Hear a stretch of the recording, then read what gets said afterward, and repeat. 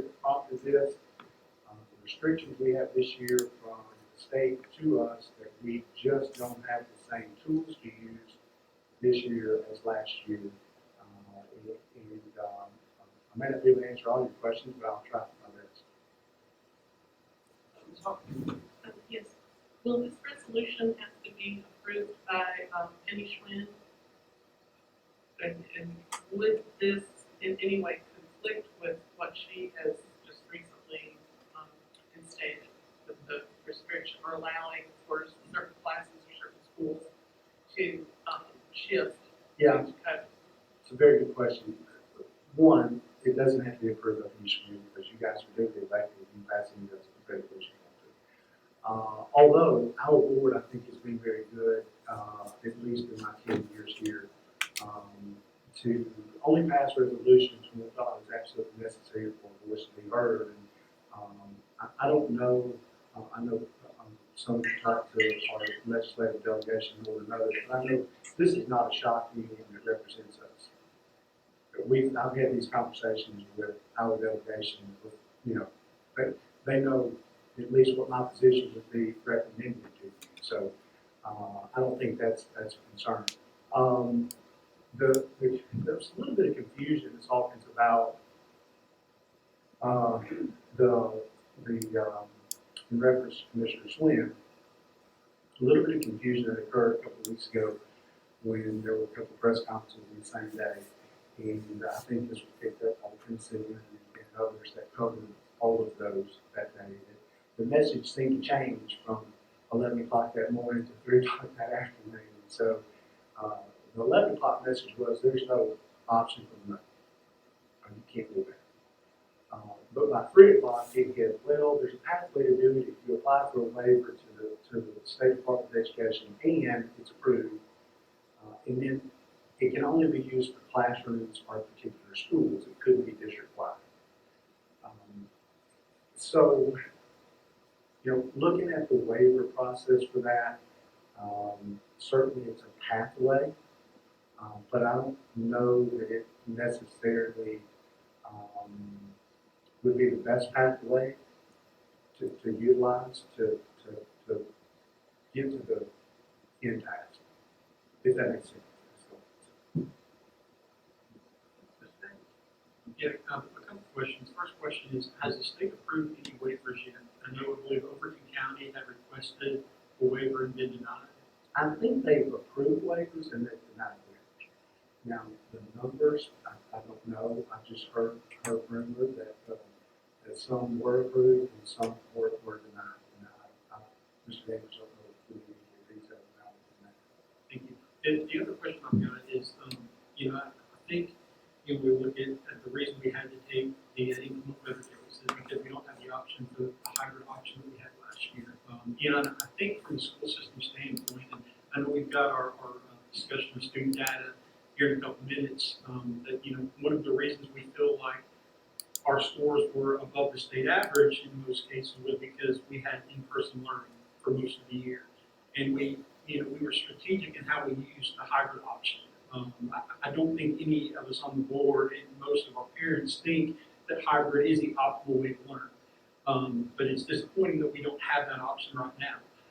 I do know when we look at our schools, we look at numbers, and they talk about different ways to mitigate. Obviously masks is one option, that I'm not necessarily opposed to. But the second one is they always talk about a social distancing. And I know from a social distancing standpoint, I know we're doing a lot of the same mitigation things that we did last year, from making sure that we have this hand sanitizer and things like that available in schools, and we're stressing the hand washing and all that kind of stuff, and we're doing our best to keep our kids separated as much as possible, and we continue to do the cleaning at the level we did last year. But one of the big challenges is social distancing, and so my question is, how do you social distance in a high school?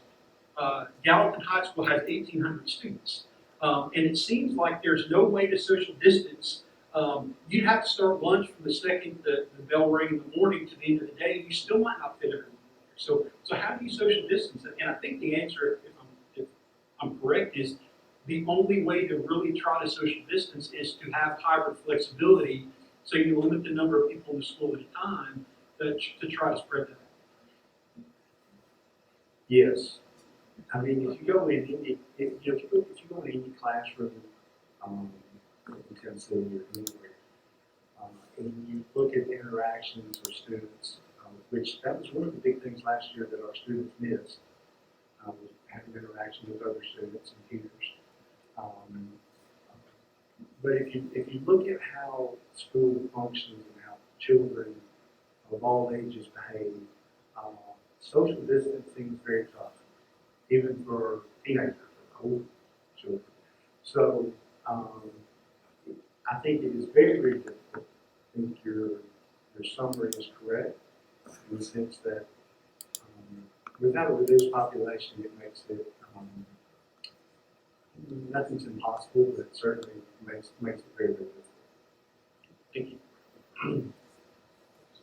Ms. Henry? Yes, thank you. I wanted just to just highlight on the fact of the importance of why the resolution is important at this point. And I feel like probably one of my biggest disappointments is the fact that as we've been talking is that to some degree, the state has taken our legs out from under us. That there are options that we had last year that we don't have this year. And I feel like as a parent and from other parents I've spoken to, it's very frustrating that we had to take these days this week. I feel like for 18 months we've talked about nothing but student learning loss and being concerned about student learning loss. And yet, as Mr. Daniel said, I feel like we did do a great job last year in having students in buildings as much as possible and having them learn in person. I feel like I'm anxious to hear what Mr. Langford has to say. I feel like that we're going to see rewards with that. But to only have the option of using our inclement weather days when no instruction can happen is incredibly frustrating. And to some degree, it's like the face to our teachers. They have worked their tails off, and I know they much appreciate the break and much need the break. But it is also frustrating when we've continuously talked about learning loss that this is our only option. So I'm hopeful that through this resolution, that those at the state level will take a look and realize that some changes do need to be made, that they can be made with restrictions. I don't think that it needs to necessarily be, open season as far as virtual learning. That's definitely a concern of theirs. But to have that within a confined and appropriate number of days to allow districts to operate within that when it is necessary for those districts, I'm hopeful that they will just heed what we're asking in this resolution, and sooner rather than later we'll see change. I agree, and I think, for those of us, and of course, I know our local delegation realizes this obviously, but as you look across the state, Mr. Lake, I think, going to talk about this in a minute in his presentation, but we had as much in-person contact time probably as anyone in the state of Tennessee last year. And I think that did prove valuable for our students and our families. And I think certainly when the state looks at possibly some flexibility for next year, obviously they have to look at the entire state, but certainly allowing districts like ours that perform well, that do what we say we're going to do, abide by the law and policies that are passed by the State Board of Education. I think we're a perfect example of why you should give some flexibility to people that are going to use it very sparingly but appropriately. And at the end of the day, do what we feel like is best for our students and our families, our school community, and greater community in Sumter County. What qualifications will have to be met in order, if this resolution does get passed, what would constitute a reason to shift? Are there certain numbers that would have to happen, or certain schools, or what would make that happen? Yeah, I think good. I would say very similar to last year in the sense that the metrics are the same. But I think as you look into the future, you're going to, if we continue to deal with variants and continue to deal with things that we all, I think, unanimously hope go away, right? But if they don't, and we're looking into the future where we're doing this on a year-by-year basis at some point in the year to some degree, all of the numbers. I think at that point, it becomes a much longer, um, window of time and plan that probably will be in place for multiple years. Does that make sense? Just over time, this is what we're going to do if we have, particular outbreaks. And that may be back to a similar metric we had last year. Maybe it's a higher number. Maybe it's not. But certainly something that we would need to look at. Thank you, Mr. Chairman. I would like to hit on something, point that Dr. Phillips just made, it kind of sticks with me. We're looking at a long-term issue here. We've not solved the common cold and flu yet. So more than likely, this virus will be with us for a while. So we need to have options in the coming years, not just next year, not just this year. And that's something I'd like to have the legislature think about. Is how we, as not only Sumter County, but the state of Tennessee, can handle this in the future years and mitigate it. That's all I've got, Mr. Chairman. And I think that's one thing, Mr. Chairman, that Dr. mentioned. For us, and I think the legislation and stakeholder and TWE kind of have to start, whether it's uncomfortable or not, thinking about how do we do this if we're going to encounter some version of this every year. And we all hope that's not the case, because that makes us sad and depressed. But at the same time, I think as leaders, we have to be thoughtful and think a little bit more long term. When you look at some of the mitigation efforts that are possibly out there for this variant or the alpha variant, at the end of the day, you're only as effective as the willingness of people to do it. Right? That's for anything, whatever you say. So I think as we look into the future and we think through it and how to have schools safely, what are the factors, the mitigation factors that we can do, that we have the ability under the law to do, that people are willing to do, that will work? Because just as you guys know, we talked about this from the first day I got here, you can pass any policy you want, right? But if we can't do it, or the people we're asking to enforce the policy can't enforce it, it's no good. So, long story short, we'll close up, but I think this is a step in the right direction. I think it's certainly something I hope will pass and we'll get some movement on soon, or if not soon, then certainly when the legislature goes back into session, they'll take a hard look at it and hopefully grant the waiver for the days, and then also look at how do we prepare for flexibility for the future for local schools. Any further discussion on the resolution? Oh, Ms. Hayes. Thank you, Chairman Burr. You do a great job of communicating with other directors of schools, superintendents.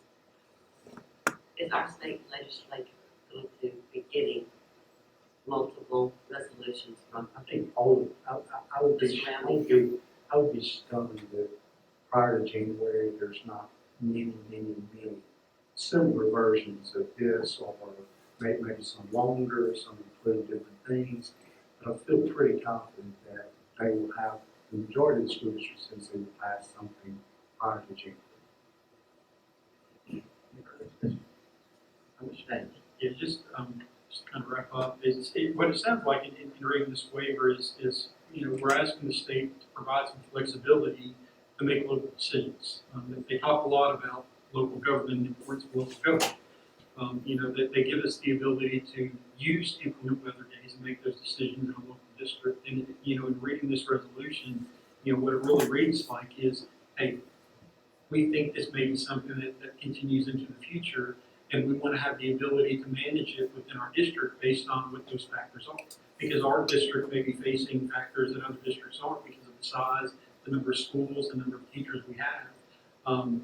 We're one of the largest school systems that, in the state. some districts may have 3 or 4 schools and 300-400 employees, and and they can handle things a little bit differently than we can. So I support the resolution, and and I hope that our legislature does take it to heart and look at it and say, hey, what are some things that we can do? Because we're not asking for a free for all. We're not saying give us unlimited use of virtual learning whenever, however we want, for whatever reason. And what we're saying is there are times that it provides benefit to our school system, to our students, in helping mitigate a situation like this or some other occurrence in the future. So, whatever they can do to help is I support the resolution. I hope they start to get the message that maybe it's time to at least provide a little bit of flexibility to the districts. Thank you, Steve. Any further discussion on this? Seeing none. Okay, moving on to the next item on the agenda is the 2021 student data presentation. Mr. Lang. Mr. Wise requested a long presentation tonight. So Mr. Wise, I'm going to do the very best I can. We'll be done. We'll be done by kickoff on Friday night.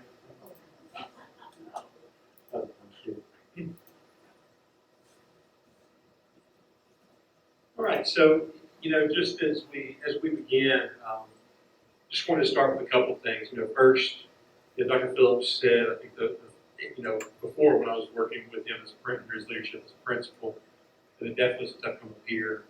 When we work on problems or work towards solutions, and I think it's been one of the key things that our school board has led the way on for many years, is when we make decisions, we don't do quick fixes. We make strategic investments for the long term. And it's amazing in the midst of the last 18 months with COVID, how many new things, like I sat back and I made a list with all the new things that were introduced last year. Hybrid schedules, virtual schedules, sixes, different ways to count attendance. Zoom, in December of 2019, there were only like 8 million people in the world that were using Zoom. Now it's become part of our lexicon. It's really pretty remarkable the way things have changed, and yet there are certain things that remain constant throughout all that. And that's been, over the last year, I'd like to start and celebrate the work of our teachers and principals, our lead educators, our departments, because over the last 18 months, I can say from my perspective, I've never seen a group of people work any harder, whether it's nurses or finance or social workers or HR, maintenance, everybody has worked just tirelessly to keep our kids in school and provide for them an education, because we know how the most important thing we can give to our kids is an education. And so it's exciting. I think a lot of the things that, even in the midst of the pandemic, we've been able to make some pretty significant, build a really strong foundation and continue building that foundation even in the midst of the pandemic. We're starting to see some of those things, so it's kind of a both and. We're starting to see some of those things come to fruition. We're still a year or two away. Things like foundational literacy. That was a huge step for us last year to get phonics and foundational literacy in K2, and this year we're adding 3rd grade.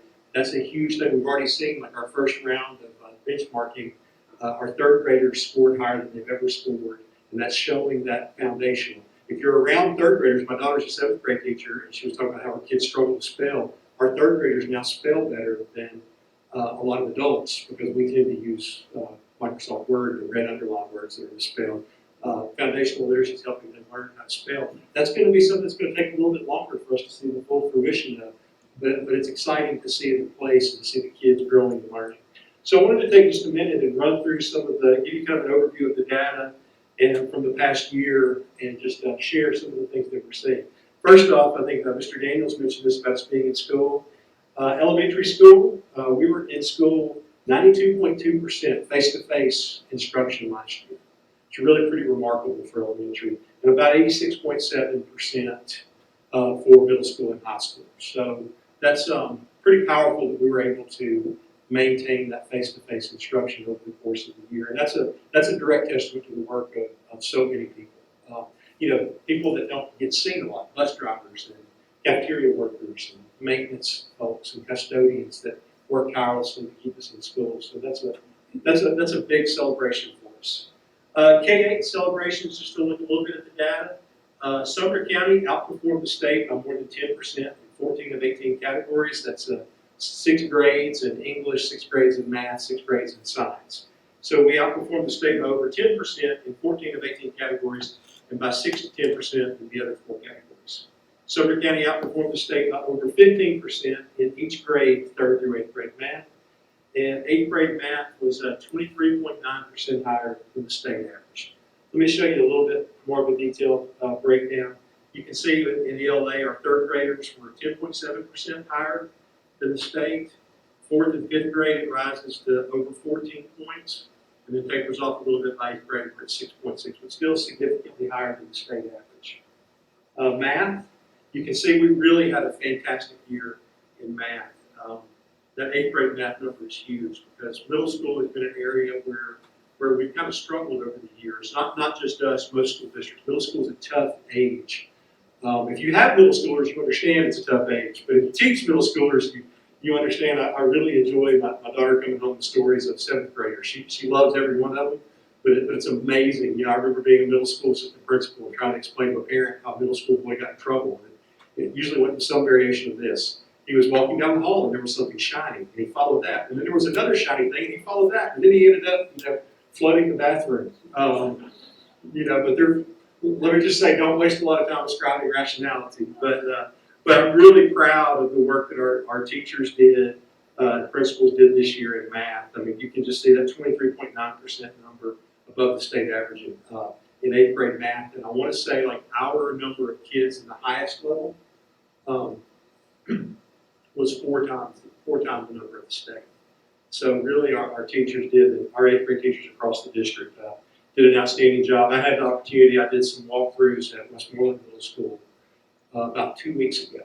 And I mean, it was just, I got to go into some math and science classes, and it was so exciting to see the work that they're doing and how you're starting to see the same instruction wherever you are in the county, the same quality and level of instruction. We've always had good teachers, but it's nice when you can go into 5 or 6 classrooms and see the same type of things going on in each of the classrooms. And that's a real testament to the work that's been done across the county by our principals and teachers. Science, we range anywhere from 3rd grade, where it's 12.5 points higher than the state average, to 8th grade, where it's 9.4%. And just in terms of, those are some elementary celebrations. We've got a little bit later, I'll tease a little bit later, we'll talk about reward schools. We've got a lot of elementary schools that were reward schools that we're really excited about. We'll talk about those in a little bit. Really, I think where we are in elementary, we're in a place to just, elementary and middle school, we just got to keep on keeping on. We've laid the foundation, the work is solid, our leaders are working tirelessly, and things are really starting to get embedded and roll, and it's really exciting to watch. If you're on Twitter, you can watch every Tuesday and Thursday. We do walkthroughs, and Twitter gets flooded with pictures, and it's amazing across the county to see what our teachers are doing and our kids are doing. It's really exciting to see that. I mean, we had, I think 2 weeks ago, one of our first-year teachers at Guild dissected their 4th grade curriculum is about the difference between a figurative and a literal good heart, and they dissected animal hearts. And my favorite picture, he said, I wish I should have grabbed it in this presentation, but this little girl's just hard at work dissecting this heart, but she's pulled her shirt up over her nose so she doesn't have to smell it. I thought that was perfect. But you begin to think about the world that's being opened up to our elementary kids, and that's exciting. I want to talk a little bit about some of our high school celebrations. I've tried to get pictures of every high school. So we've got Beach, Westmoreland, and Portland here, I think. No, Station Camp. Portland's a little later. Sorry, Mr. Gregory. I know. I'm going to let that one go. I'm not going to make any comments, Mr. Gregory. I'll save that for a little later.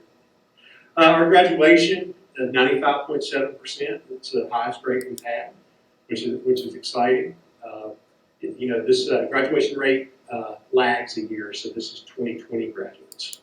But we're excited that even in the midst of the last 9 weeks being closed, it's real easy to lose kids, and we didn't lose any. We managed to graduate more than we ever had. So, yes, sir, I can finish one out. Yeah, absolutely. I'll get you a hard copy.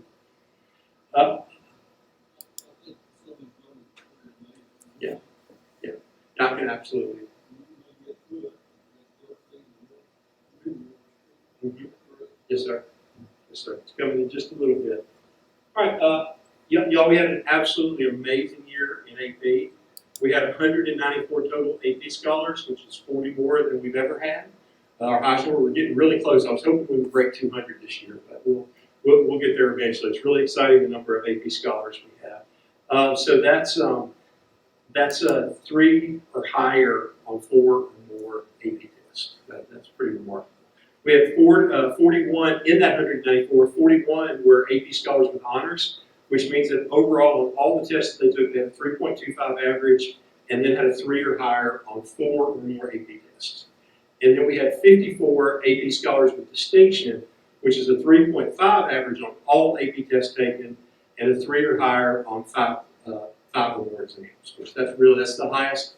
Those are all records for Sumner County. It's really exciting.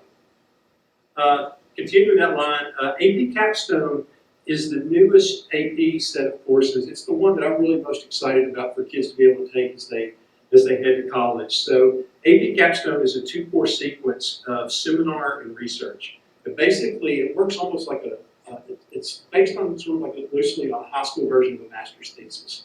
You learn in seminar how to ask research questions, how to do research, how to gather information. It's very hands-on. It's not a traditional AP, heavy lecture, heavy lab, things like that. It's a lot of hands-on work with kids learning how to research.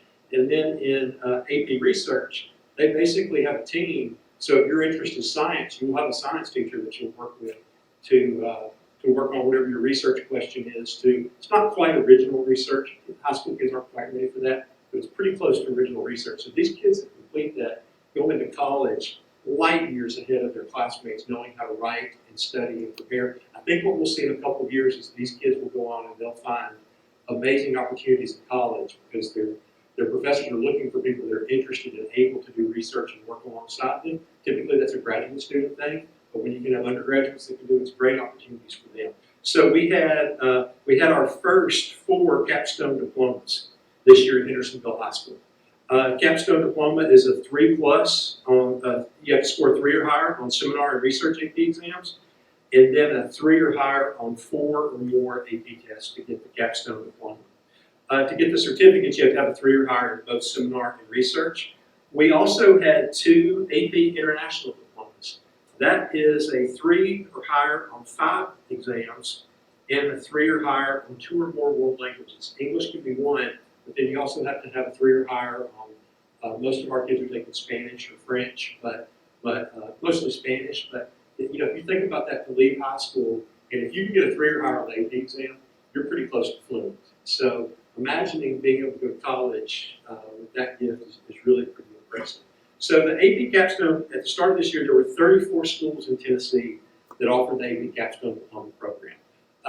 As this year started, we will have 3 schools in Sumner County. Hendersonville and Merrill Hyde currently, and then White House is also adding it. So we'll have 3 of the 34 that are offering the AP Capstone program. All right, some post-secondary success. We had, as I mentioned, AP was really strong this year. 78.4% of our kids that took tests this year scored a 3 or higher on their AP exam, a Sumner County record.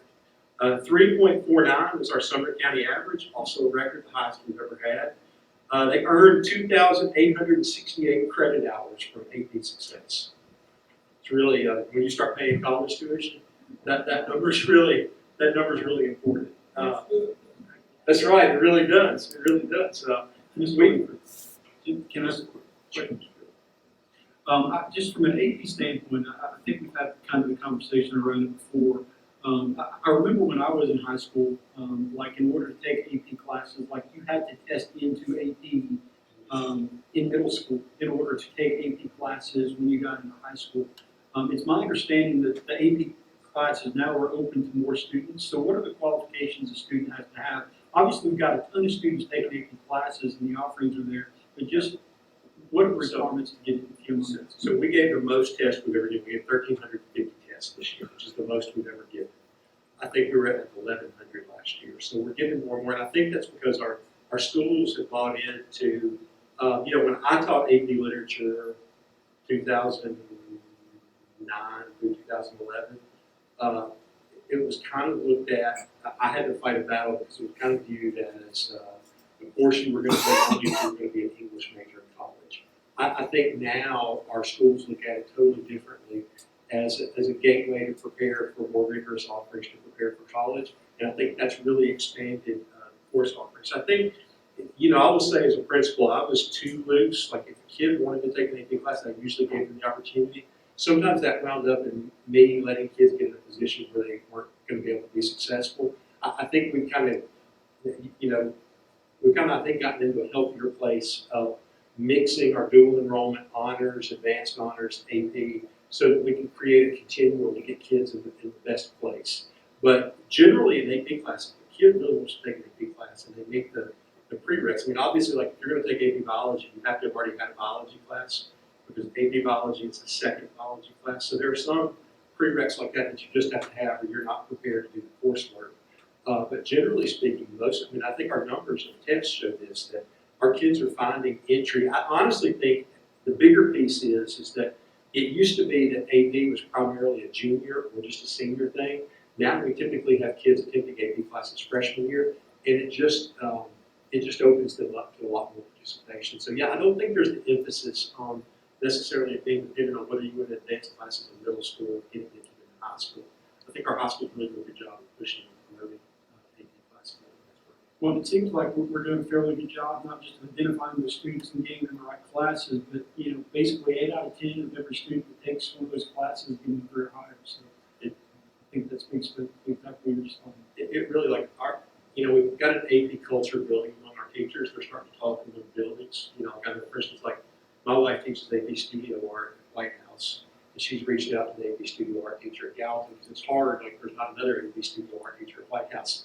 You know, nor is there one at Gallatin. So they've started creating, you know, Hendersonville High School is a really strong AP community, and their teachers are real strong. But what's starting to happen is you're starting to see that network build.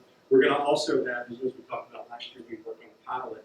We'll have some more information on that coming up for the spring semester to be able to expand our opportunities so that kids that are at schools don't have the same number like in Hendersonville where you have between 28 and 32 offerings, where we can begin to boost those numbers to get more opportunities for kids across the county. Yes, sir. I think we'll add to a quick thing. I think if you remember a couple of years ago in the budget, we talked about allocating some dollars for any teacher that wanted to be trained, AP trained. Do you remember that?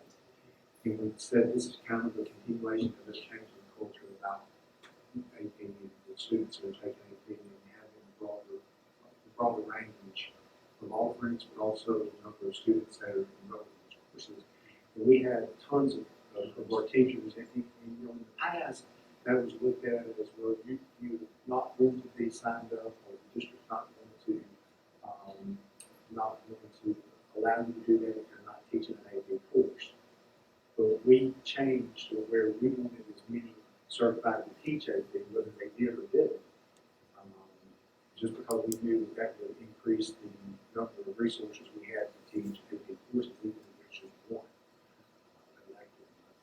So I think that's probably what I think so. It's fantastic training. We've reached a point now where I was doing a walkthrough at Portland West, and Mr. Meadows, there teaches U.S. history, 8th grade U.S. history, and he approached me about really wanting to, right now he's teaching middle school, and he'd like to be able to bring some of those concepts from AP U.S. history into his middle school. So we're going to look at even pushing that down. And so now that we've trained, as Dr. Phillips mentioned, you know, we've trained hundreds of teachers over the last few years in AP classes. It's just fantastic professional development. And now that we've reached that point, it's going to be, we're going to have opportunities to expand that, where we can get the secret to AP success and great teachers, as Dr. Phillips mentioned. It's also vertical alignment, getting that started. So you know, you can't start in 12th grade. And when I taught, I had the only AP class that was consistently offered at White House High School, and I got them as seniors. The problem was I had to teach them everything that they should have learned from 9th grade on or 7th grade on. We had to cram that into a semester. It was hard to do that. And if you know seniors, when you hit about April, it's really hard to get them to stay focused on taking an AP exam. So, you know, being able to start that earlier, we can push that down into 6th and 7th grade. Not necessarily, you know, AP, but just the rigor that moves kids and prepares them for that to our students a chance to succeed. We also had, in addition to AP, we had 1,231 dual enrollment courses attended by our students, which translates between AP and dual enrollment to 6,561 credit hours. That's about, if you went to MTSU, that would be about $2 billion if we spent that on tuition. And Mr. Brewer, just for you, if you were to go out of state to Alabama, that would save you $8.5 million. So roll tide. The class of 2021, I mean, this is really remarkable when you consider everything that our students and counselors and everybody else faced last year with all the work that was done. Our students set another record and accepted over $42.2 million in scholarships. That's accepted, not just offered. That was money in the hands of our students to open up college opportunities for them. And there's Portland, Mr. Gray.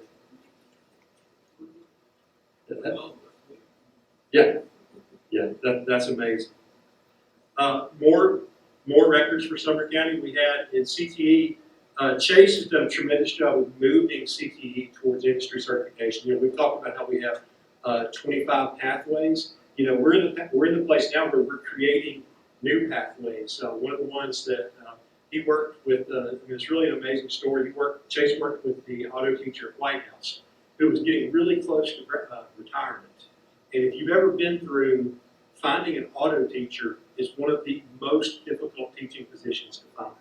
Because an average mechanic makes about $120,000 or $130,000 a year. And as Mr. Lyles at White House said, they make $120,000 or $130,000 a year, and they've got about $150,000 in tools. So they have to keep making that $120,000. But Mr. Lyles had investigated shifting, you know, because the nature of automotive mechanics is shifting rapidly. So he's made the move towards an alternative fuel certification, which opens up a whole lot of new paths for the kids. So it's not just getting out and going to work for Jiffy Lube. It opens up a whole lot of new paths. Well, it requires, he's got a couple of kids that are in it now. It's not quite a pathway yet. We've got to create it and write it. But what they're working, Mr. Lyles has agreed to stay on for 4 or 5 more years to see this program to fruition. And yeah, I know like right now, like my wife and 2 or 3 other teachers are working because this kid has to not only design what he's doing, but he's also got to put together a marketing plan and artwork and things like that. So it's really exciting. And in that move towards industry certification, we earned 610 industry certifications in CTE. That's a record for Sumner County. 147 dual credit exams. That means that kids took a test and they'll get college credit. That'll show up on their transcript and they'll get college credit for that. And then 39 CTE-related AP exams. So those are kids that are in areas that were CTE that also took AP exams and scored a 3 or higher. We've never had that before. It's really, and you can see like if you look at what Chase has put together with our CTE handbook, it takes these pathways and doesn't just spell them out. You know, if it's medical, it takes you through like a radiology tech all the way through a physician. And so you'll see, like, for instance, like Lisa's son wants to be a doctor, and he's been in health sciences, taking a lot of health sciences classes, where he may have someone beside him that wants to be a tech or wants to be a registered nurse. The great thing now is we're able to provide education for them. That some of their courses will look a little different, but the opportunities are there on the same track, and we're seeing that with industry certifications and increasingly on the AP exams as well. One question about the CTE. I know we just spent a lot of time talking about like the AP classes, Yeah. we talked about our ACT scores, and a lot of that's about kids possibly pursuing a post-secondary education, going to college and getting a degree or something. I think it's important to know with the CTE program that, you know, we talk a lot about not every kid is a college kid. You know, back 20, 30 years ago, heck, even in 95 when I graduated, a long time ago. Anyway, even back then when I graduated, you know, it was, you know, all the talk was about going to college. You graduate, you went to college. But these 610 industry certifications, I know not all of those are seniors. But what that means is a lot of these students are able to graduate and step into a career with some training already to where they're not starting out in a minimum wage job. They're stepping into a role where they have an opportunity to start providing for themselves or their families, you know, paying rent on the apartment, little things we don't always think a lot about.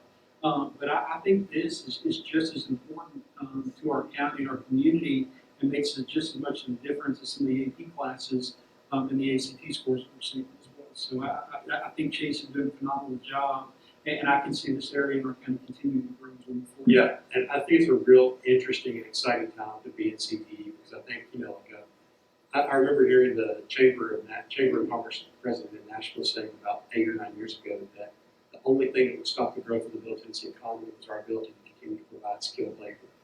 And, if you look like probably, about 45% of our students, if they would pursue a career track field, there would be jobs. I mean, we see all the time, we talk of how I know I met with an industry leader that said he had 16 or more $80,000 a year plus jobs and no one meets the qualifications to get the initial certification. So, as we can continue to identify those and begin to develop, the good thing is we've got our base now.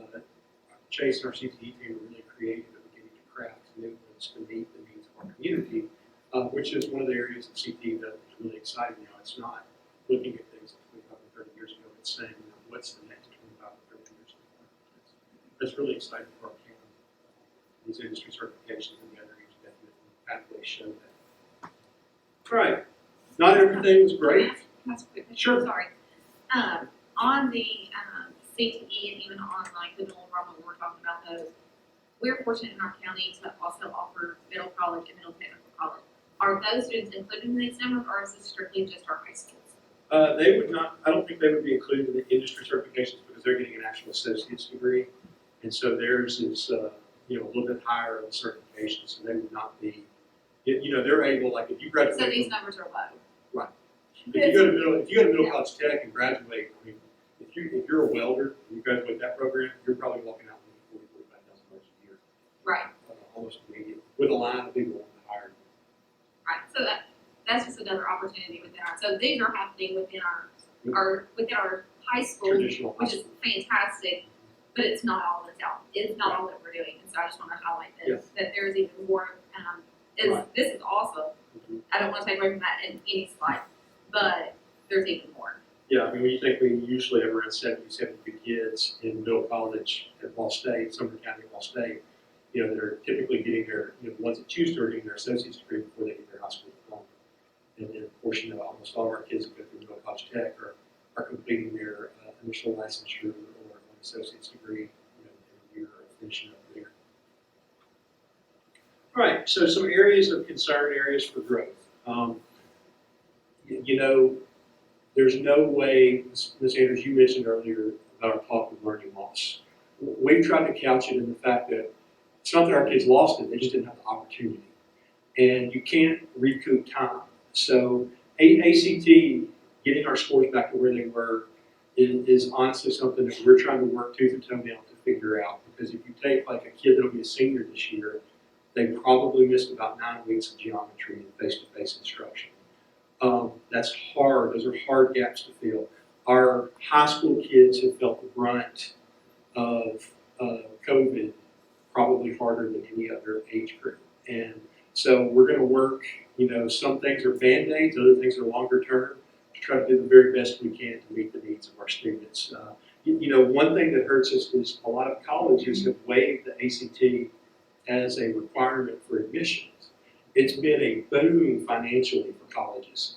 Admission applications are through the roof for them. I'm not sure the ACT will ever fully come back as a thing, but what we're seeing is some of our kids that we traditionally hold out and keep taking the ACT to boost their score, because a lot of schools have waived it, like University of Tennessee has waived it through I think 2025.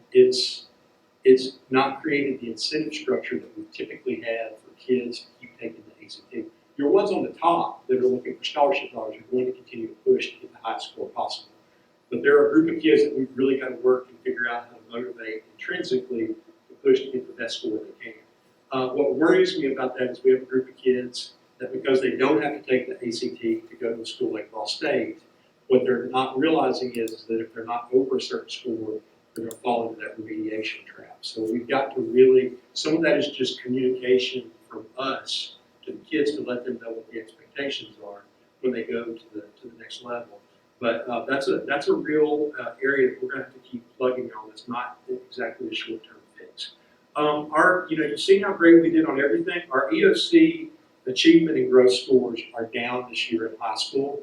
Primarily, I think for a couple of reasons. One is the way that we test with doing it in the fall and in the spring. A lot of districts only test in the spring, and I think I think some of it is that the rigor of high school courses and the lost opportunities and lost days have taken a toll.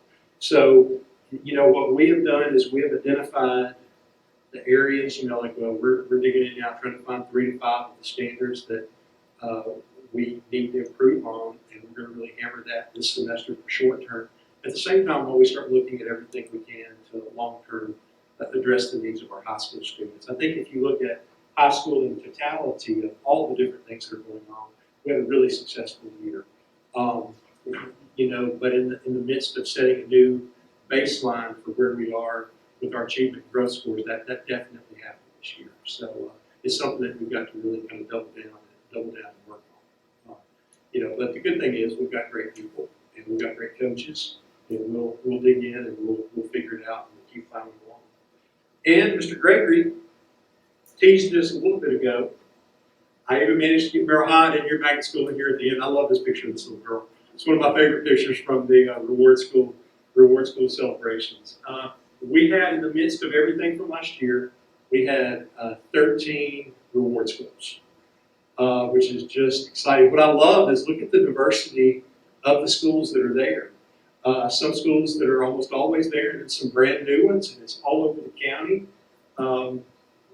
We had 2 title schools that are on there, J.W. Wiseman and Westmoreland Elementary are title schools, and they made the reward school list, which that's a real exciting thing for our schools. And then you see ones that have had a tough year or so that bounced back and really performed well in the midst of the pandemic. And then some of the CTW Hunter has always been outstanding for the last couple of years. We have several on there that have been on there 3 years or more.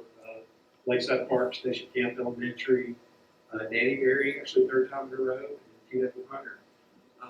Burris 2 out of the last 3 years. So a lot to celebrate there. Indian Lake made reward school in STEM, accredited at the same time.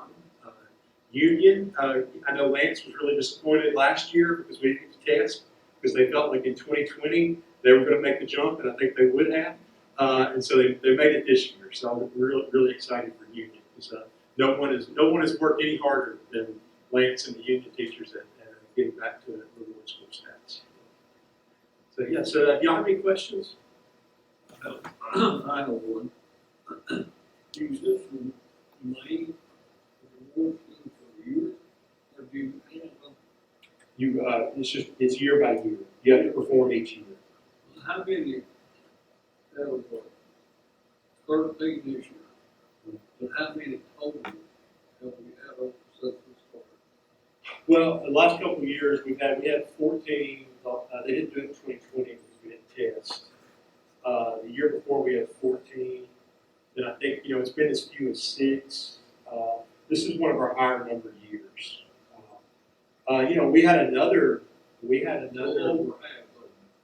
Yeah. But And we had another, we had, I know close doesn't count on the reward school status, but we had another 5 or 6 schools that were, within a 10th of a point to of earning reward school status. So they were really close. Thank you, Mr. Grady. Anybody else? Fantastic report. Great report.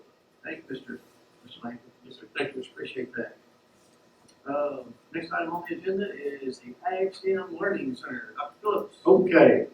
And that was a great discussion and great information, and certainly proud of our students and our teachers and campus leaders, parents, everybody involved with helping make students have a successful year.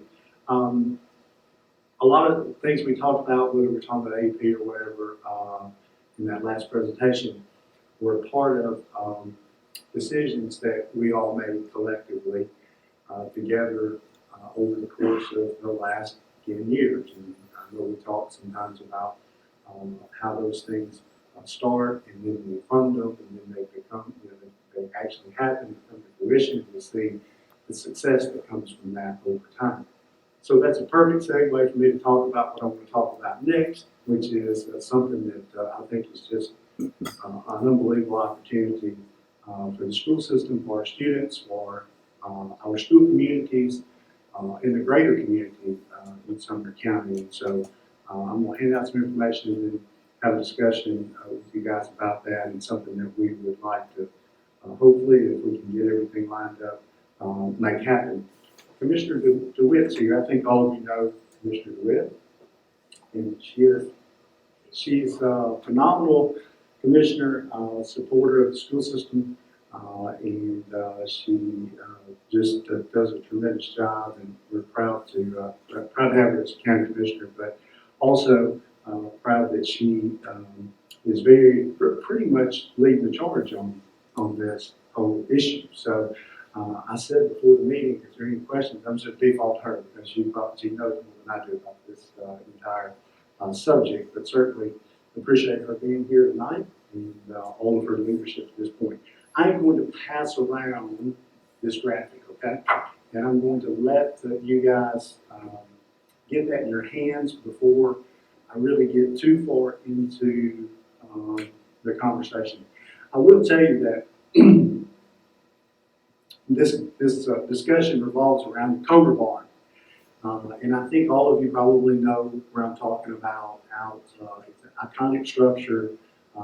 You hear so many folks that have grown up here and lived here for a long, long time, maybe some that just arrived, that passed by that farm, and they tell stories about the first time they saw it. They tell stories about maybe going there in the past with relatives or those types of things. And so we're going to talk about that property. The way this kind of came to fruition, or at least to this point in the process, Commissioner DeWitt, the county, Chairman Langford with the County Commission, they talked about, I guess, 2 years ago. Is it 2 years ago? I can't really remember. But in the past, this has been discussed over at the county, and it's kind of I wouldn't say had a life of its own, but it's kind of had a lot of discussion around what could happen with this particular structure, the historic barn structure that people see.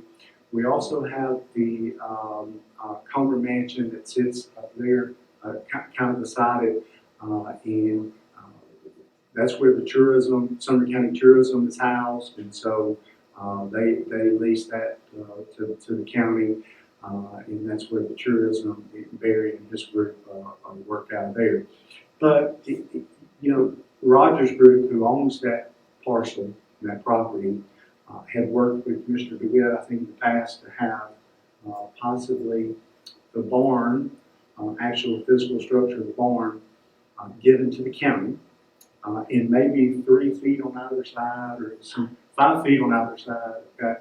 But that really restricted probably a lot of the uses, because everything you think of, you're going to need more than physical structure and 5 feet, right?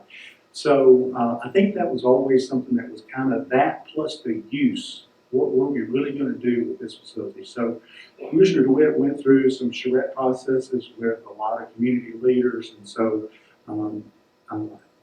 ag and school and community always kind of came back up to the top, to the best of my memory, through that process. And so over the last 8 months, 6-8 months or so, something like that, we've had some discussions about, Commissioner DeWitt and I, about how could we do something that's going to be really kind of the gold standard for a school facility where we have such a rich history for ag in our county, and we will continue even as ag evolves from a technology standpoint.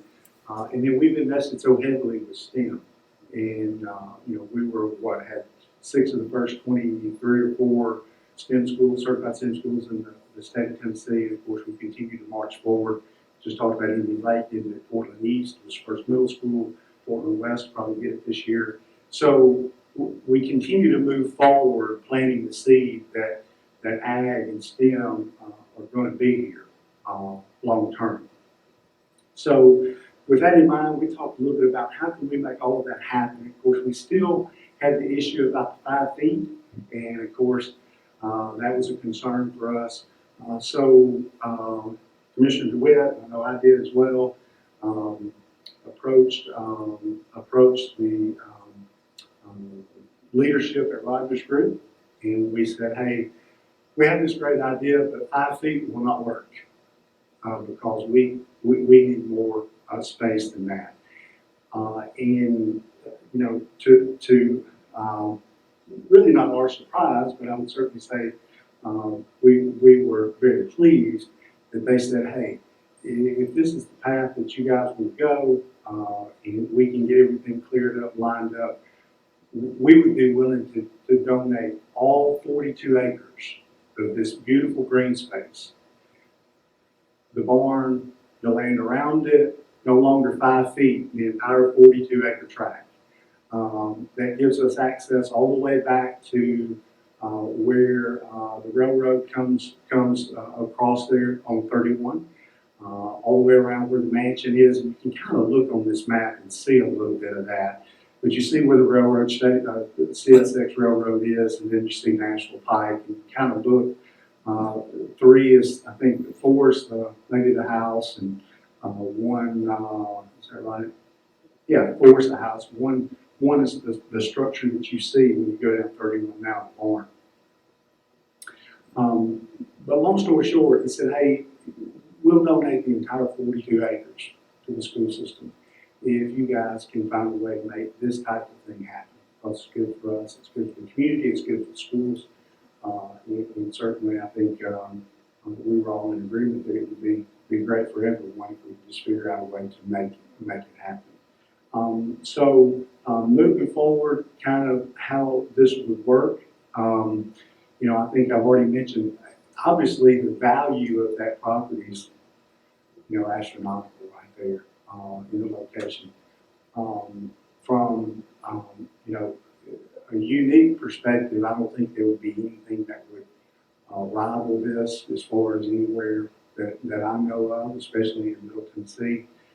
I do think it's important when you look at the history that we have inside Sumner County with ag. I mean, a lot of people don't realize the strength, I mean, you guys probably do, and folks that have participated in it, the strength of our ag programs, FFA, 4-H, and things that we do inside our county.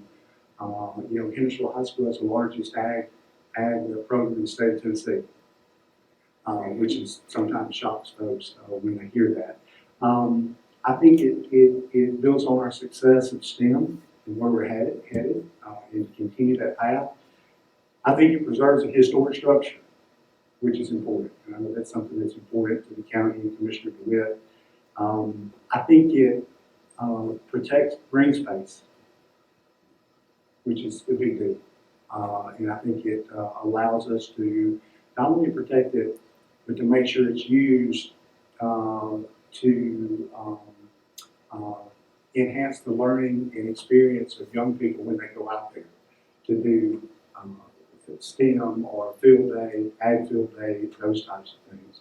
I think it really, Scott just mentioned it, but I think it really does help with expansion of CTE programs.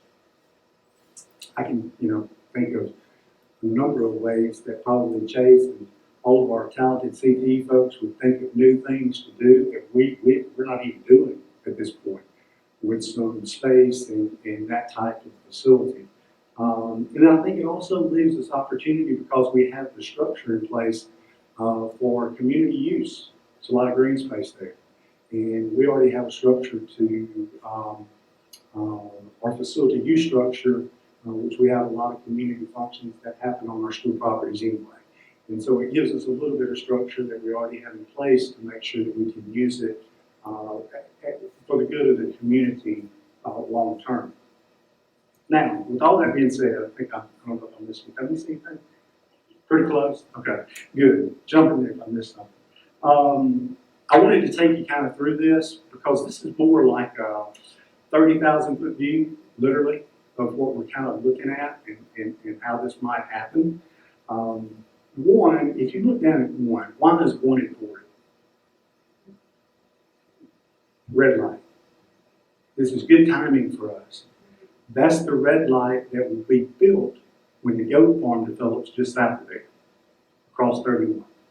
So the way the road is designed and that parking is because as you think about having multiple schools out there for STEM during the school day or field day, whatever we have going on, whether it's high school or K-8, at the end of the day, you will have the access of that, the safety of that red light to get on and off of 31. So that's important. Okay? It's also important because that's already an approved red light that's part of the goat farm development. Another thing too, you kind of see where we did or Commissioner DeWitt and her group did the parking there toward the back. Obviously, we're going to try, as we design and develop this project, to try to keep as much natural as possible, not asphalt. So I feel confident that we have a real good insight to get a lot of crushed stone and gravel. I think we probably can get that done.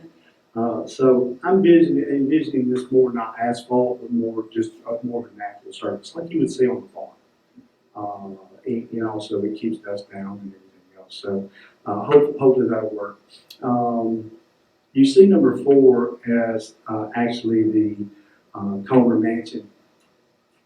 Commissioner DeWitt, and I'm going to pass this out in a moment, but Commissioner DeWitt, I think, presented to her Historic Foundation today a resolution. I think they did pass it, and so I'm going to give you a copy of that resolution. It's a lot of things in there, but at the end of the day, it basically said, hey, if the county moves to give the structure currently the barn to the school district, and if the school district accepts it and Rogers Group follows through to donate the 42.3 acres, if all of those things happen, then it would occur. It's kind of all dependent on each other doing what they're supposed to do. So I think they passed that. Then it goes to legislative, I think, at the county next Monday.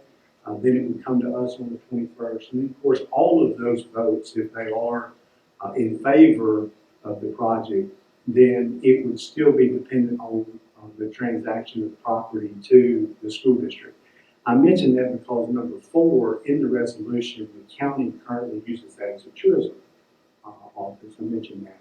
We would, in the resolution, it does mention this, but we would want to, on the front end, make sure that we survey and deed it off, that 3 acres or so, for them to use, because that would be something that the county would want for tourism. It's certainly something that we would want them to continue to use, and then it would kind of transfer ownership of just that small tract where 4 is at. There in the yard, if you guys are familiar with it, you can kind of tell, we like separating not 3 acre house lot off, basically. That we would be more than happy for them to have that.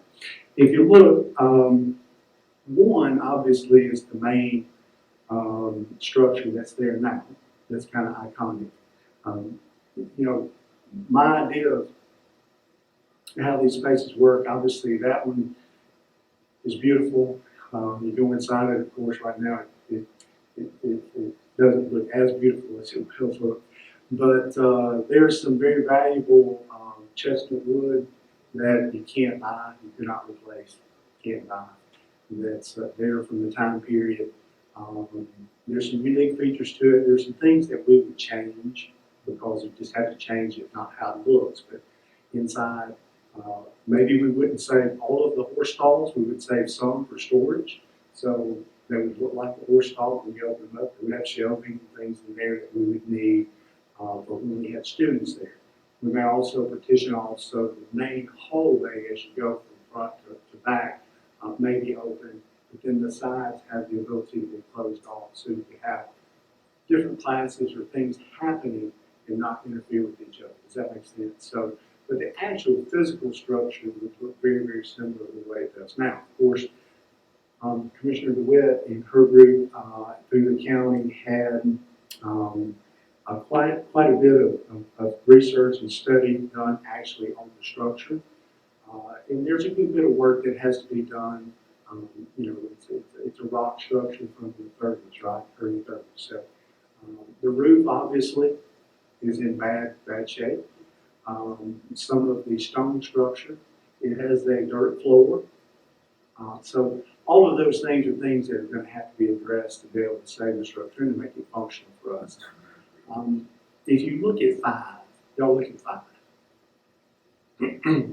Kind of designed a hardscape, but also some green space between the main structure now and what I anticipate will be probably the most used facility. 5 would be very similar to an outdoor classroom, but just much larger. So it would be a pavilion type structure, very large, that had bathrooms, restrooms, maybe some space not to cook food, but to have food. So if you're there during the day or a class field trip or a STEM assignment or those types of things, you could actually, you know, have food brought and then served. You really need to get that structure close to the barn, but not necessarily dependent on the barn to be used. Does that make sense? So you can almost use them like independent. You wouldn't have to necessarily have the same thing happening in both locations. I do see that as probably a double-sided, so you would have 2 sides and then have the restrooms and facilities in the middle. I don't anticipate this being a conditioned space as far as air is concerned. That brings a whole nother world of expense and cost and upkeep. I don't anticipate that, and I'll tell you why. It's a farm. It's a learning center outside, right? So there's some things that you're just going to have to understand if you go out there in September or May. You know, it may be warmer. I will say this. I would propose that when we design this, that we have heaters. Just looking at the time period of the school year, so we can use it through the cooler months. And that's easily done. Just think about any large outdoor eating or meeting space where you have heaters and drop down, you know, thick vinyl that you drop down that you can see through, but it cuts off the wind and circulation. So that's kind of what I envision for that building 5. The greenhouses are going to be obviously up there. Number 6, the 6s I think are greenhouses. Obviously, for what we're planning to do, you're going to have greenhouses over there that you can utilize. And then I think 4, we just kind of put there maybe 4's the agricultural fields, but certainly I feel like as we roll this out prior to us ever opening up, the details around how those might be used will be certainly you know we'll kind of start to get a little more meat to the plan. 3, we've changed around. That's the actual drive that comes into the current barn, kind of straight off 31 to the front door there. We've changed that around because we feel like with parking to the rear, right, where 4 is, 3 is the prettiest, most visible, best green space there, right, between 31 and the barn. And so we want to take the drive to the red light and around that, where 4 is, but leave all of that beautiful green space for us to utilize. It also, when you look at it, if you have an event, a community event, that ties in there in the tourism house at 4, right? Then all of that beautiful green space between 3 and 4, certainly that can be used easily in this plan and not disrupting. little bit about, phase one, obviously, you know, the road, the parking, the actual barn, the greenhouses, that building that's marked number 5. Obviously, all of those things are what I would consider to be first phase. And then, of course, I think the other things that are on here, like 3 is an orchard. And until Commissioner DeWitt was telling me this, and she had to tell me, I didn't know, but I think Jack Anderson already has a grant, maybe through the state for an orchard.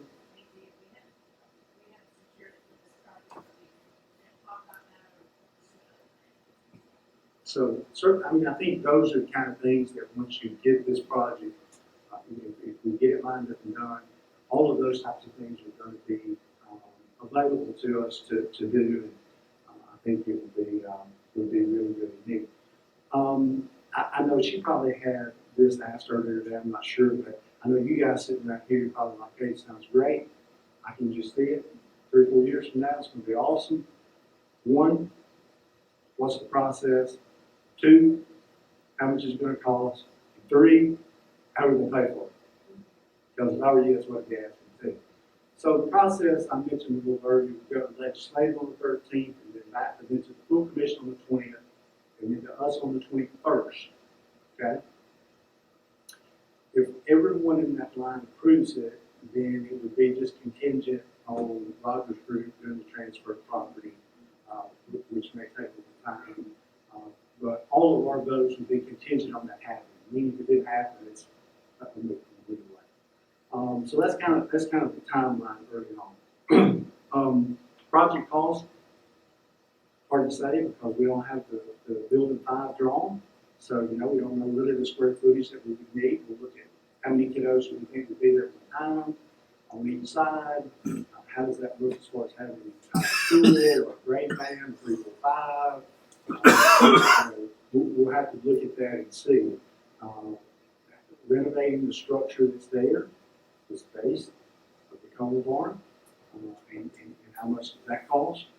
Certainly there's going to be some things there that will be more costly than a new build because you're trying to preserve the structure and you're trying to preserve some of the wood and things that are there that you can't replace. Like I mentioned, the chestnut wood that you just can't, you couldn't get it now if you wanted to. So that's a little bit more intricate to guess how much that would be. But long story short, the county allocated $500,000 to work on renovation of the roof and what they could do.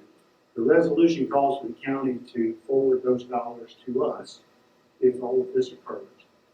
And then I think you're probably looking at first phase, additional dollars, $3 million, somewhere in there, $3.5 million. How are you going to pay for it? Similar to how we talked about the red light, you know, that whole drive and getting in and out safely with buses and cars and community events that are there and all those types of things. How that kind of lined up with the timing of the goat farm.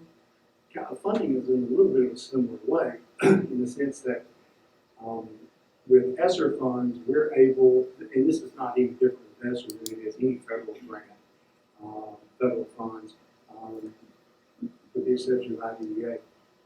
You're allowed under the formula to take indirect costs, meaning there's a specific formula in every project that comes to you that you're able to set aside for costs that you incur. Does that make sense? Just to manage the funding.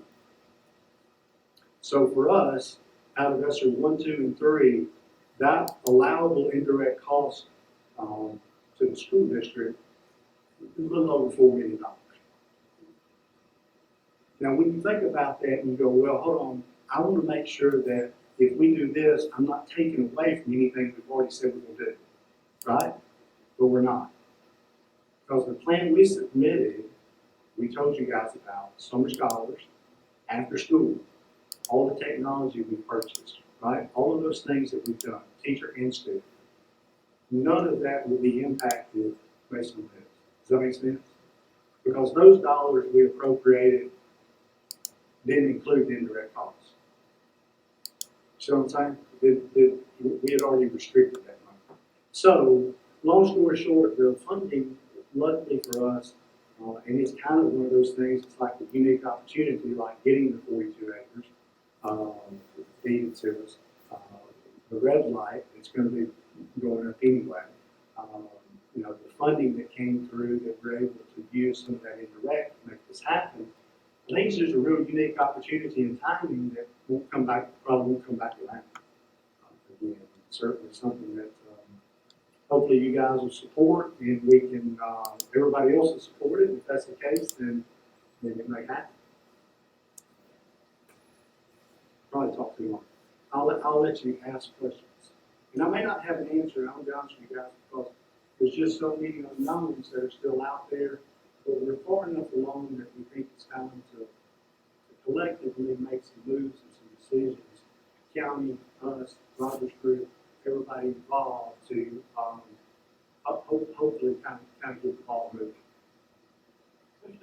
Yeah, just a quick question, is there a reasoning or thought around, I know it says Ag STEM, I know some schools are going with STEAM, getting the arts part into that. And the reason I'm asking is, you know, when you look at the plan for this learning center, and you talk about the outdoor learning space, you talk about the amphitheater and some of the other amenities that are going to be on the side, I could see a lot of fine arts programs wanting to use this space, whether it's our art classes going out to do art or paintings or whatever that is. I can see, you know, theater programs. You know, there's a lot of summer, you know, Shakespeare outdoor theater festivals. I can see our county doing something like that using the amphitheater. Is there any thought around maybe making it STEAM versus STEM? Matter of fact, we probably just left it off. But just this part, this is what I'm talking about. Once you kind of get the ball rolling, then the great people are going to do great things. So, I mean, yes, we have an amphitheater on here, but even if you don't do the amphitheater, you have all of this wonderful green space in front that's flat, that's great, would be wonderful. Plus, I think the way that in my mind I envision that building 5, you're going to have a stage on each side. So that could even be used too, for that type of thing. So, you know, I know Commissioner DeWitt mentioned, I think she's having an event there in October, is that correct? That includes music, community, because obviously that's a big part of our community too, just like we talked about with ag. So, absolutely think that's 100% correct. Be more than happy to change it to STEAM. Although we might get questions about what, you know, STEAM learning. With the railroad track right there. Yeah, might generate some other questions, that's okay. Answering those questions might be good for us, so that's good. Thank you, Mr. Daniels, Ms. Hawkins. Well, that's a good segue into my question, which was, is this going to be exclusively Sumner County School access, or will there be the potential for private programs or venue events where there could be some revenue generated in its use? And will it be something where the public could go and see it? And I'm thinking about the Brown property as well. Like a park, is that going to be accessible to the general public? So 2 questions there, I think. Like the Brown property is school property, but it is designated as a park. We did it that way because we wanted it to be accessible for all the public to use, but we also wanted to have a little bit of control over access if we needed to close it down for whatever reason, whether that's a school reason or a safety reason or something, you know, whatever the case may be. So it's similar in the sense that this wouldn't be necessarily a place for people to go during the day unless there's an event here. But obviously, with the school owning it, we already have a structure in place that community groups can ask us to use our facilities. We do it every day. And so we already have a mechanism in place that we can use to let community groups, you know, have access to this. It gets a little bit tricky when this gets in the weeds a little bit, but stay with me. it's a little bit tricky sometimes when we do community use, if they want to do things that are not legal according to school property. But that doesn't mean that they can't do that over in the yard of the tourism office. You have 3 acres over there, right? So they could utilize some of our space, but just make sure it was done appropriately. We've tried to put a little bit of thought through that and try to back that around so we can figure out exactly how to make that happen and get it structured correctly.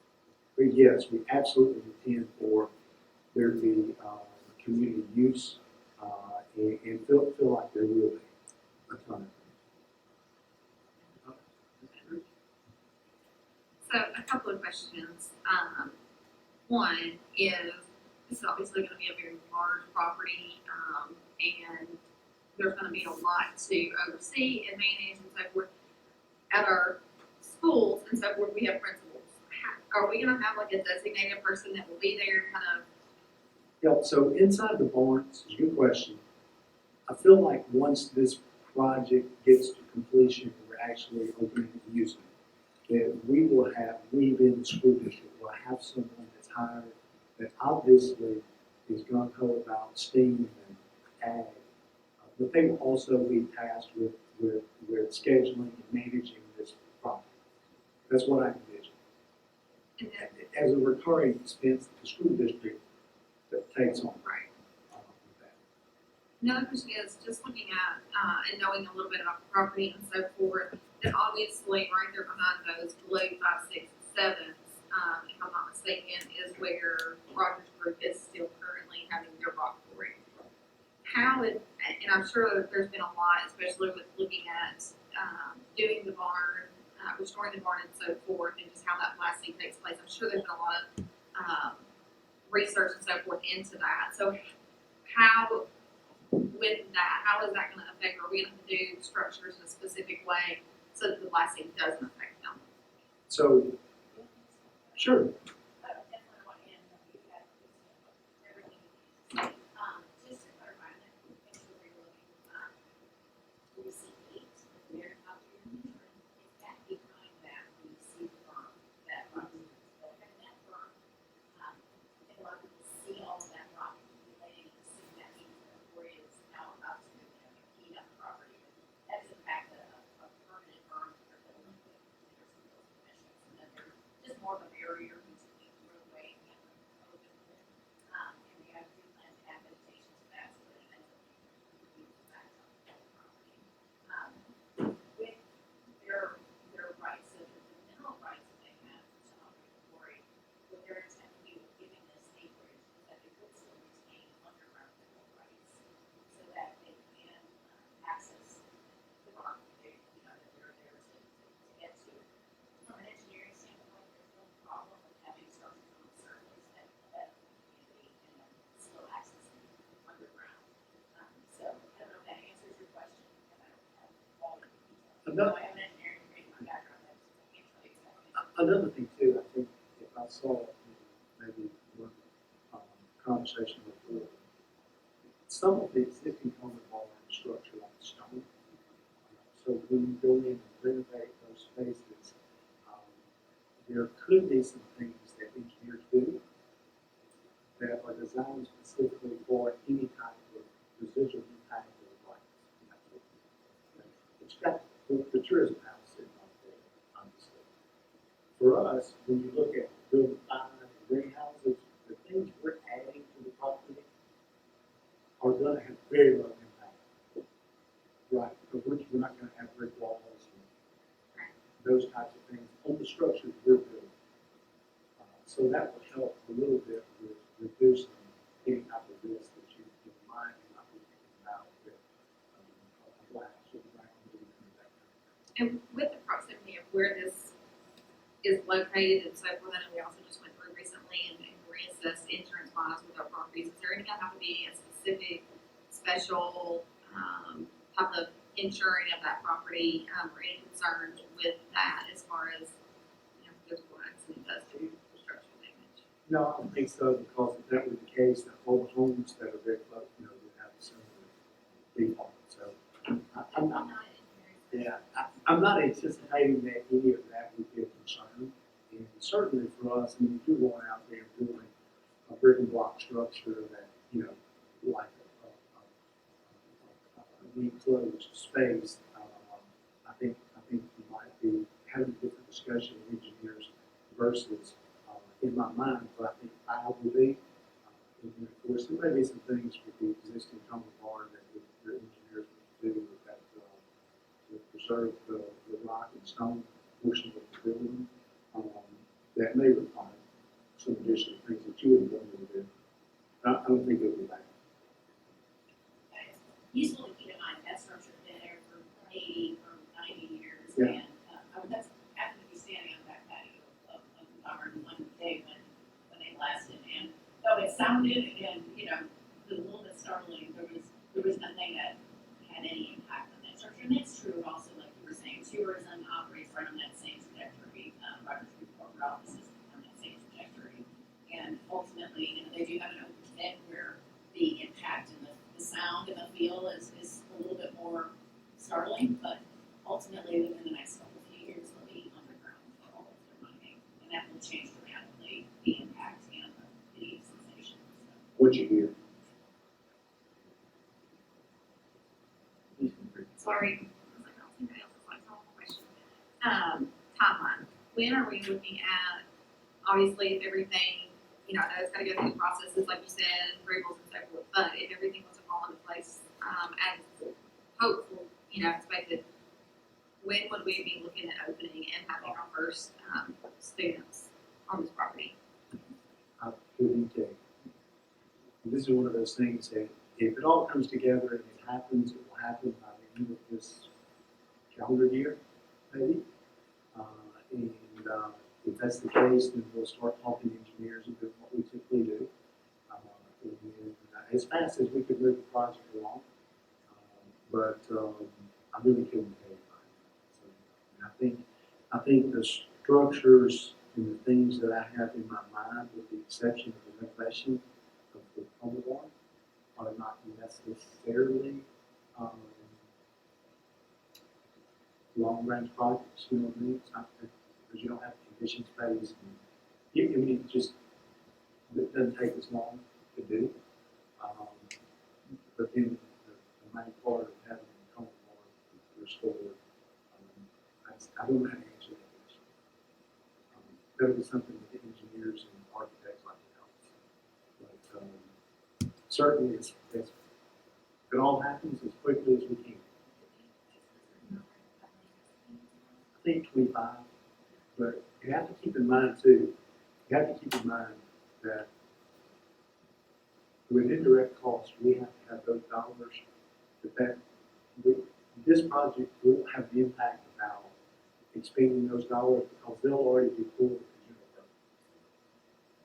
So when we say here's our plan and it's approved to the state, and it includes those indirect costs, which are allowable under the law, and it gets approved, then those dollars are considered expended because they're moved to district. Out of federal. So what we would do is we would come in, if all this happens, we would come in at some point and say, hey, we're going to restrict out of capital $4 million for this project. Did that answer it? Can I just ask one quick question? I know there's been so much discussion about the roof. Now, the 500,000 pretty much covered that, as far as you can consider now, or project. The roof, the 500,000 that the county will, the commission will move to us. So that pretty much covered the cost of the repair, the replacement. I think there's a very good chance. Okay. I can give you a really detailed history of this. You know, we've seen a bid on this that came right at $500,000 at the end of last year. And from that point in time, we actually went back to the drawing board with a consultant on there and said, did you want a resolution? So it articulates there's a grant total that's still in our funding. It's just under 500,494. Because we spent some of that money with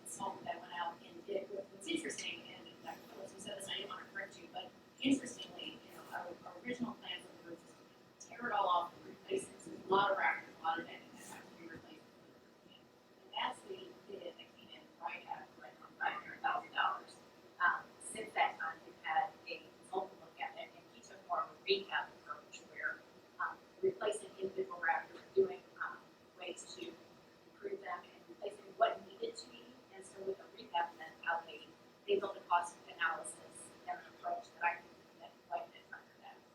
It hasn't been bid out, but they gave us, you know, an estimate that was not half that. So it's possible, and I think, you know, as long as the integrity of the appearance is within the outside, we can take some more creative approaches on the inside. Thank you. Any other questions? Thank you, Commissioner Witt. We appreciate you being here. Thank you for all the work you've done. That's fantastic. That's very exciting. Seeing no other questions, moving right along. We've got 3 policies here. Discussion of revision of professional development, staff gifts and solicitations, complaints and grievances, employee code of ethics. Any questions or comments on those? Just a quick comment to remind everybody, this is the end of our journey through the policy manual. So everybody needs to congratulate one another. These changes reflect, just like all the ones we've had before, these are either updated to reflect current state law or current district practice, or a little bit of both. And like I said, this is the journey's end, so we can all feel pretty good about it.